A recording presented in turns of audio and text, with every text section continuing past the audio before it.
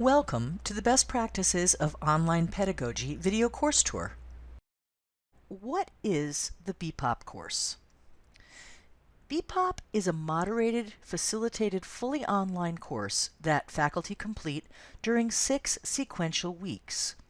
The course is designed to help all faculty learn the basic pedagogical practices of online teaching and how to apply them to online instruction regardless of the learning management system and regardless of the delivery mode, for example, hybrid, fully online, or LRON.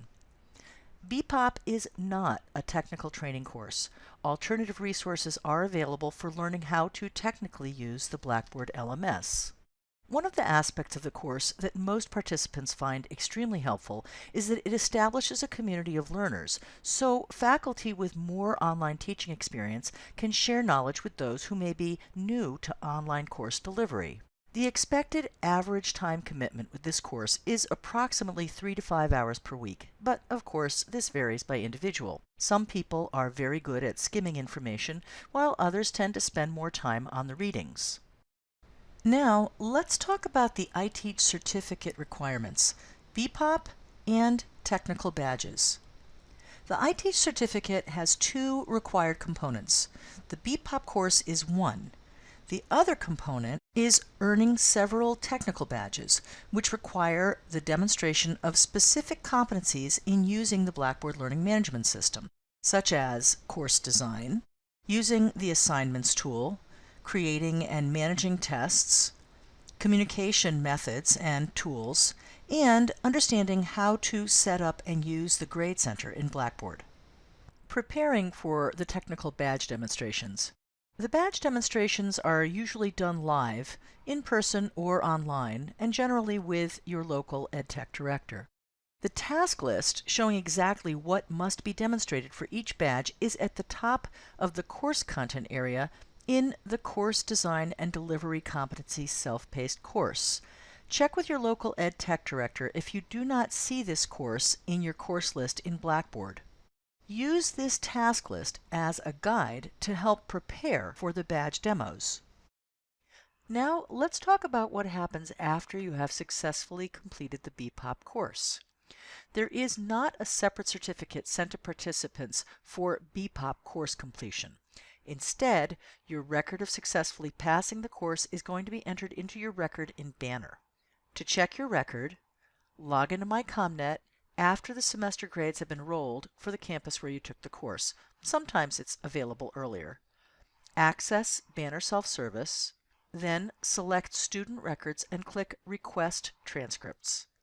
Select View Unofficial Transcript and your unofficial transcript will display. If you do not see your record for BPOP after the grades are rolled, contact your local EdTech director. Tracking iTeach requirements completion. A separate database is maintained to track all aspects of the iTeach certificate requirement process. This database tracks who has earned the iTeach certificate, who has completed BPOP or an equivalent, as well as each of the individual badge awards. So, when will you receive the iTeach certificate? You'll be sent an iTeach certificate after both the BPOP course as well as all badge requirements have been met. Typically, the certificate is sent via email as an attached PDF.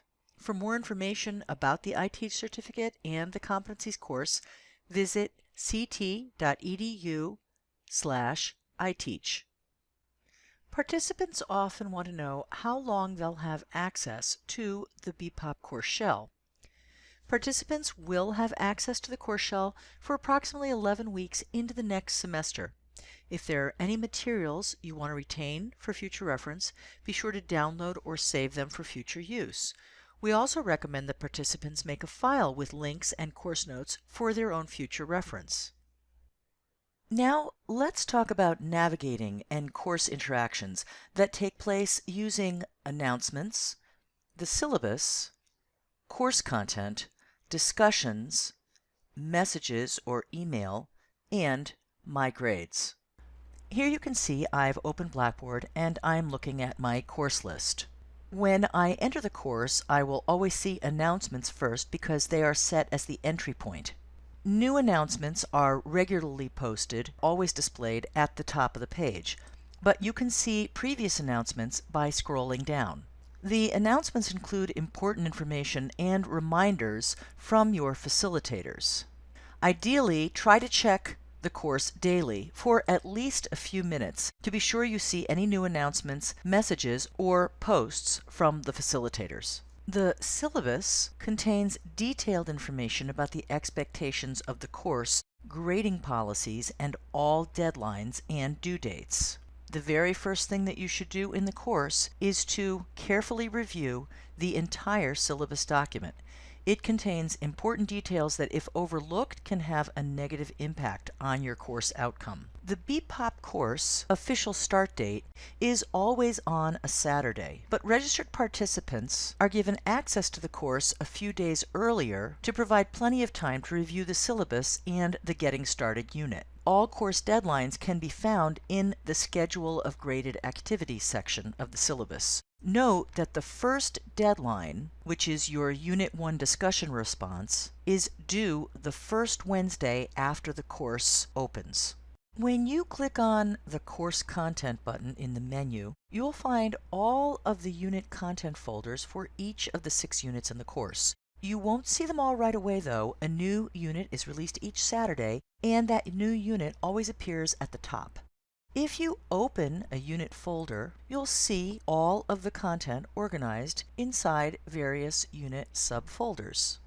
However, as noted in each unit, before you read through the unit content, you should first click on Discussions and then read the unit discussion prompt questions for that week. This will make the process of responding to the discussion much easier.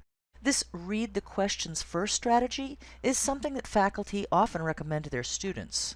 One other important thing to keep in mind: as you review each unit, you do not need to read or watch everything. Your focus should always be on identifying the resources that are relevant to your ideas about how you want to respond to the specific unit discussion prompts. Be sure to make notes about the specific articles or videos that you think you'll want to reference in your discussion response, as these references are required as part of your post. While formal citation formats aren't required, specific references to relevant readings, links, and videos will help your fellow participants and facilitators know which resources you are discussing. You can also reference content that's outside of the course as well.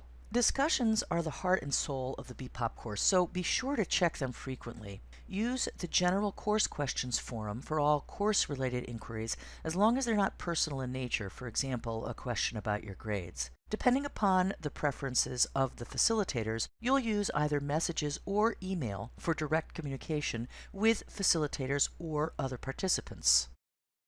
Be sure to read the information in the syllabus that provides instructions and describes expectations about your initial discussion post and your replies to others. Each weekly unit discussion includes specific prompt questions that participants must directly address in their responses. Your initial discussion post, the one that responds to the prompts, are always due by Wednesday at 11:59 p.m. during the week of each unit. Your required reply must be to another participant's initial post, not a reply to a comment on your own initial post. And it's always due 4 days later on Sunday at 11:59 p.m. Also, be sure to carefully review the rubrics associated with each discussion by opening the discussion, clicking Grading Information, and then clicking to open the rubric. The rubrics explain what constitutes a substantive post and reply to another participant. Keep an eye out for posts with feedback from your facilitators, as they may ask you to add details or explain your response for clarification. Now let's talk about messages and email in Blackboard. BPOP facilitators may choose to use either the Messages tool or the Email tool in Blackboard to communicate directly with participants when necessary, and course participants can also use these tools to communicate directly with facilitators or other participants as well.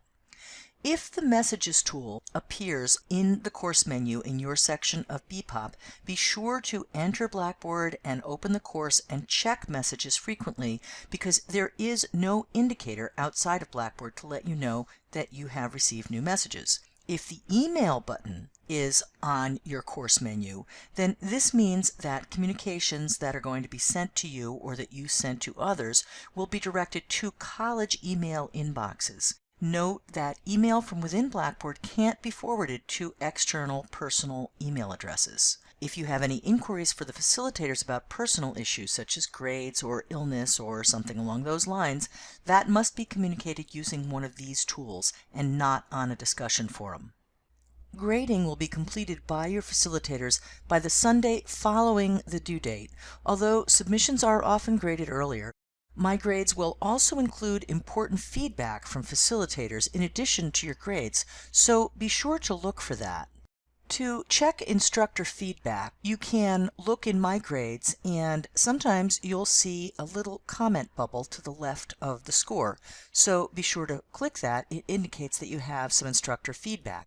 Also, for discussions, you'll want to click the View Rubric link, because the rubric itself will contain feedback from your instructors on why you got the grade that you did. Finally, just a reminder about grading policies.